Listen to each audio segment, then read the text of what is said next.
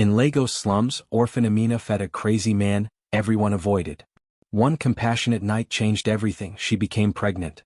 Then she discovered the homeless stranger was Kwame Asante, West Africa's missing oil billionaire worth billions. What happened next shocked an entire continent and transformed two broken lives forever.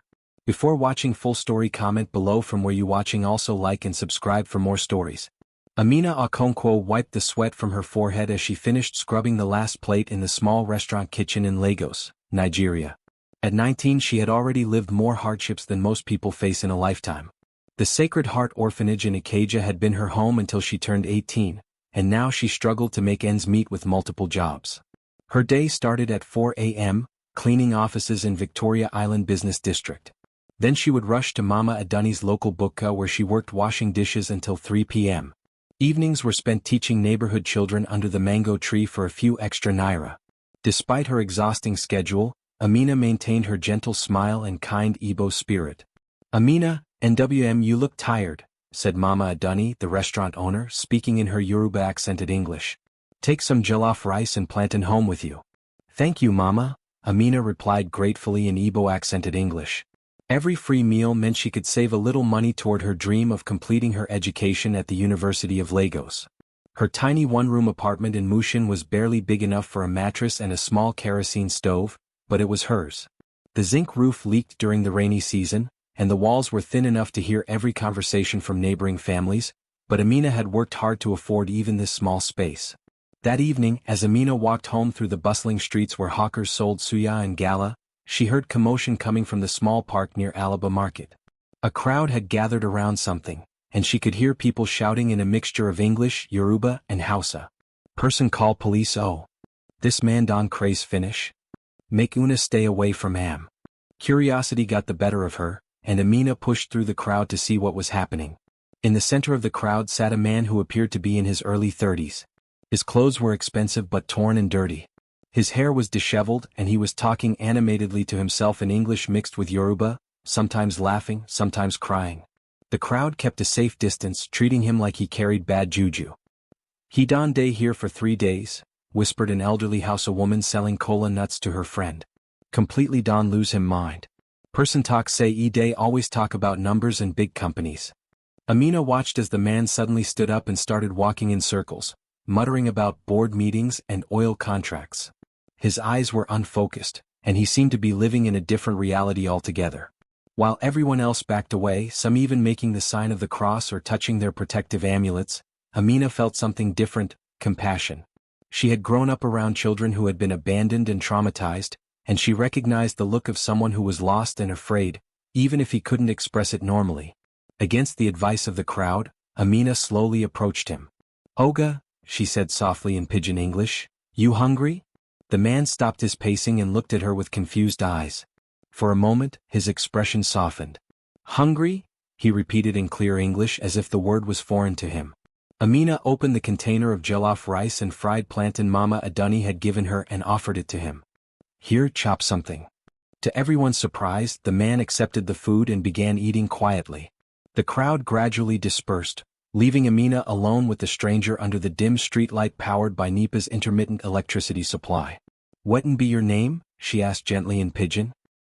He looked at her for a long moment before answering in perfect English, "Kwame, I think. Sometimes I'm not sure." Over the next few weeks, Amina began stopping by the park every evening after work. Kwame was always there, sometimes coherent, sometimes lost in his own world. She would bring him food and sit with him, talking about her day or simply keeping him company while the sounds of Lagos nightlife, generators humming, music from nearby bars, calls to evening prayer, created a backdrop for their conversations. The other residents of the area thought she was crazy for befriending the madman, but Amina didn't care. There was something about Kwame that told her he wasn't dangerous, just deeply troubled. "Why you day come here?" Kwame asked one evening during one of his clearer moments, switching between English and pidgin. "Everybody deserve kindness," Amina replied simply in her mix of Igbo and English. "And you look like person way lonely." Kwame stared at her with something like wonder in his eyes. "No one has been kind to me in I don't remember how long." As days turned into weeks, Amina learned fragments of Kwame's story. He would sometimes mention a big house in Ikoyi, important meetings with government officials, and people who only wanted his money.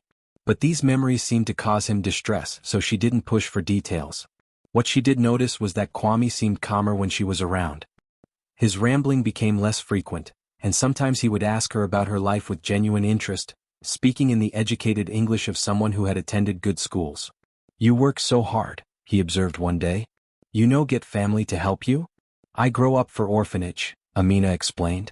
"But I done used to take care of myself." Kwame's expression grew sad. "I'm sorry. That must have been very difficult." It was during one of these conversations that their relationship changed. Amina had been feeling unwell for several days, probably from the harmattan dust and long work hours, and Kwame noticed her exhaustion. "You should rest," he said with concern, his English becoming more refined when he was worried. "I no fit rest Amina replied, though she appreciated his worry. That night, as Amina walked home through the dark streets where only a few shops had generator power, she felt dizzy and collapsed in the narrow alley near her building. Kwame, who had been following at a distance to make sure she got home safely in the dangerous Lagos night, found her and helped her to her apartment. In her small room lit by a single candle, Kwame helped Amina to her mattress and brought her water from her clay pot. For the first time in weeks, he seemed completely present and rational, speaking in fluent English without any confusion. "You've done so much for me," he said softly. "Let me take care of you for once." Amina looked at this man who the whole neighborhood called crazy, and saw only gentleness and concern. The loneliness she had carried all her life, the feeling of being unwanted that every orphan knows, seemed to melt away in the warmth of his attention. "Kwame," she whispered, "I know no wetin happen to you or wetin make you day like this, but I want make you sabi say you no day alone again." That night, two broken souls found comfort in each other. Amina, who had never known the love of a family, and Kwame, who had lost himself in trauma and confusion, came together in a moment of pure human connection while the sounds of Lagos' distant music, generators, and the call of night vendors continued outside their small sanctuary. In the morning, Kwame's confusion had returned, but he looked at Amina with a gentleness that hadn't been there before. "Something happen?" he asked in pidgin, seeming to sense that something had changed between them but unable to remember what. Amina smiled softly. "Everything day alright, Kwame. Everything go day alright." 6 weeks later, Amina realized she was pregnant. The news hit her like a Danfo bus in Lagos traffic. She sat in her tiny apartment, staring at the pregnancy test she had bought from a roadside pharmacy, wondering how she would manage to care for a child when she could barely support herself. Her first instinct was to find Kwame and tell him, but when she went to the park he was having one of his worst episodes in weeks. He was shouting in a mixture of English, Yoruba, and what sounded like Akan phrases, and seemed completely disconnected from reality. "Kwame," she said gently, "I get something important to tell you." But he didn't even seem to recognize her that day. Amina returned home with a heavy heart, realizing that she would have to face this challenge alone. Over the next few days she tried several times to talk to Kwame, but his condition seemed to be worsening. Some days he didn't even come to the park, and when she found him wandering the streets of Mushin, he looked at her like a complete stranger. Amina began to make practical decisions. She would have to work extra hours to save money for the baby. She started taking on additional cleaning jobs in Lekki and teaching more children in the evenings. Mama Adani noticed her exhaustion and eventually Amina confided in her about the pregnancy. "NWM, Mama Adani said with concern, who be the papa? He fit help support you?" Amina's eyes filled with tears. Him know well. Him no even fit take care of himself." Mama Adani assumed Amina was talking about someone with a disability or illness, and her heart went out to the young woman. "You strong, Amina. You go find way." 3 months into her pregnancy, Amina's world changed forever. She was walking home from work when she saw a crowd gathered around a black Range Rover Sport that had stopped near the park. 2 well-dressed men were talking to some locals, showing them a photograph. Curious, Amina approached and saw that the photograph was of Kwame, but he looked completely different. His hair was neat, he was wearing an expensive agbada with traditional Kent cloth trim, and his eyes were clear and intelligent. "Excuse me," one of the men was saying to an elderly suya seller in fluent Yoruba before switching to English, "Have you seen this man? His name is Kwame Asante. He's been missing for 6 months." Amina's heart stopped. Kwame Asante, she had heard that name before. He was one of West Africa's youngest billionaires, the CEO of Asante Oil and Gas, a company worth billions of dollars that had major contracts with the Nigerian government. "He disappeared after a car accident," the other man explained in Tree-accented English. He suffered severe trauma and has been missing ever since. His family in Ghana is offering a substantial reward for information about his whereabouts. Amina stared at the photograph, trying to reconcile the successful businessman in the picture, wearing traditional Ghanaian kente and an expensive watch, with the confused, troubled man she had been caring for. "I know where he day," she said quietly in Pidgin. The two men who introduced themselves as Kwame's younger brother Kofi and his assistant Amma followed Amina to the park where Kwame spent most of his time. When they saw him sitting alone and talking to himself under the large baobab tree, Kofi's eyes filled with tears. "Kwame," he called softly in Twi. Kwame looked up and for a moment his eyes seemed to clear. "Kofi? That really you?" "Yes, big brother. We done day find you everywhere." At the private hospital in Victoria Island where Kwame was taken, Amina learned the full story. 6 months earlier, Kwame had been in a severe car accident on the Lagos-Ibadan expressway that had caused traumatic brain injury. The accident had happened on the day he was supposed to sign the biggest oil deal in West African history with the Nigerian National Petroleum Corporation. The doctor said the trauma caused him to develop dissociative episodes, Kofi explained to Amina in the hospital waiting room decorated with African art. He would lose track of time and reality, especially when stressed. After he disappeared from the hospital, we hired private investigators from Ghana to Nigeria, but he seemed to have vanished completely. Amina sat in the air-conditioned waiting room, processing this information while traditional Ghanaian highlife music played softly in the background. The man she had fallen in love with, the father of her unborn child, was not a homeless madman, but one of the richest people in West Africa. "How did you take care of him all these months?" Kofi asked with genuine gratitude, speaking in English mixed with Twi expressions. "The doctors say he's in much better condition than they expected for someone who's been living on the streets." Amina explained how she had met Kwame and cared for him, though she didn't mention their intimate night together or her pregnancy. "You saved my brother's life," Kofi said. "Our family owes you everything. Please let us repay your kindness." "I no do am for money," Amina replied. "I do am because him need help." When the doctors allowed visitors, Amina went to see Kwame. The medical treatment and being reunited with his family had helped stabilize his condition significantly. He looked more like the man in the photograph now, though his eyes still held traces of confusion. "Amina," he said when he saw her, speaking in clear English, "I remember you. You were kind to me when I was lost." "How much you remember?" she asked carefully. Kwame's expression grew troubled. "Pieces. Sometimes I remember sitting in the park with you, eating jollof rice you brought me. Other times everything is foggy." He paused, studying her face. "But I remember feeling safe with you. That feeling is very clear." Amina left the hospital without telling Kwame about her pregnancy. How could she burden him with that news when he was still recovering from trauma? And how could she be sure that his feelings for her were real and not just gratitude from a confused mind? Over the next week, she watched from a distance as news reports on NTA and Channels TV covered Kwame's return. The media called it a miracle recovery. His company's stock price soared on the Ghana Stock Exchange, and business partners who had given up on major oil deals started calling again. Meanwhile, Amina continued working her multiple jobs, trying to save money for the baby. But her pregnancy was becoming more noticeable, and the physical demands of her work were becoming difficult in Lagos' intense heat. One evening, Kofi appeared at Mama Aduni's bukka where she worked. "Amina, my brother has been asking for you. He wants to thank you properly for everything you did." "I no need thanks," Amina replied. "Please," Kofi insisted, speaking in his Ghanaian accented English. "He's been more stable since he returned, but he keeps asking about the angel who saved him. I think seeing you might help his recovery." Reluctantly, Amina agreed to visit Kwame at the family's temporary residence in a luxury hotel in Ikoyi. The penthouse suite was larger than the entire orphanage where she had grown up.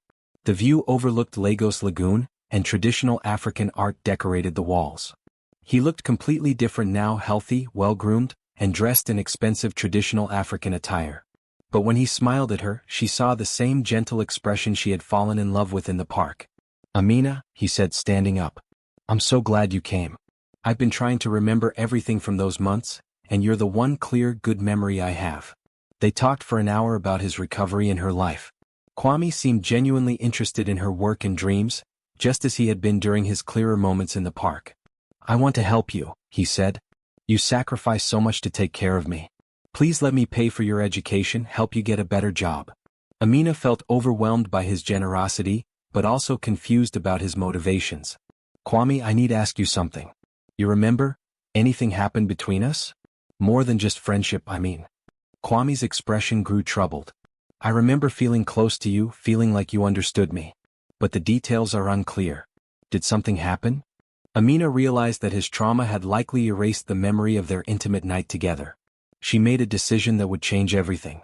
No, she lied. We just been friends. You've been vulnerable and I help you. That's all. For the next 2 months, Amina watched Kwame's life return to normal from afar. She read about his business successes in the Guardian Nigeria and saw his photo at social events with beautiful, educated women from wealthy Ghanaian and Nigerian families. Meanwhile, her pregnancy progressed, and the physical demands became harder to hide in the Lagos heat. Mama Adani had become suspicious and finally confronted her. Amina, NWAM, you don day 5 months pregnant. You know fit day do this heavy work again. And you need proper medical care. I know fit afford proper medical care, Amina admitted. What'n about the baby papa? Surely him get some responsibility. Amina thought about Kwame, who didn't even remember their night together. How could she suddenly appear in his new life claiming to be pregnant with his child? Who would believe that a West African billionaire had gotten a poor orphan girl pregnant during a mental health crisis? Him no, Amina said simply. That night, Amina made another difficult decision. She would leave Lagos. She had saved enough money to relocate to a smaller city like Enugu or Port Harcourt where no one knew her story. She could find work, have the baby quietly and raise the child on her own. She was packing her few belongings when there was a knock at her door. It was Kwame. Amina, Kwame said, looking concerned and speaking in fluent English. Mama Adani told me you were leaving Lagos. She's worried about you. Amina was shocked. You talked to Mama Adani? How you even find her? I've been checking on you, Kwame admitted, making sure you were okay without being intrusive. But when she told me you were pregnant and planning to leave the city? He stopped, studying her face carefully. Amina, is the baby mine? Amina felt her carefully constructed walls crumbling. How you? I remembered, Kwame said softly, switching to pidgin. Not everything but enough. I remember one night when you take care of me when I've been sick. I remember feeling connected to someone for the first time in months. And I remember waking up next to the most beautiful, kind person I had ever met. Tears filled Amina's eyes. But you been act like you no remember anything. My memories have been coming back gradually as I've healed. The doctor said it might happen that way. Kwame stepped closer to her. Amina, why you no tell me? Because you be Kwame Asante, she said, gesturing around her tiny apartment. Look how I day live. Look who I be. I be nobody. I be orphan girl way day wash plate for living. Why you go want tie yourself to me and baby way you make during mental health crisis? Kwame's expression grew intense. You think that's who you are? Amina, you're the woman who saw a stranger everyone else was afraid of and chose to show him kindness. You're the person who worked multiple jobs just to bring food to someone who couldn't even remember your name half the time.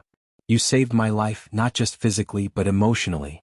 That no changed the facts, Amina said, though her resolve was weakening. The facts, Kwame said, are that I've spent the last 2 months trying to remember why I felt more at peace during those lost months than I had in years of business success. And now I know. It was because of you.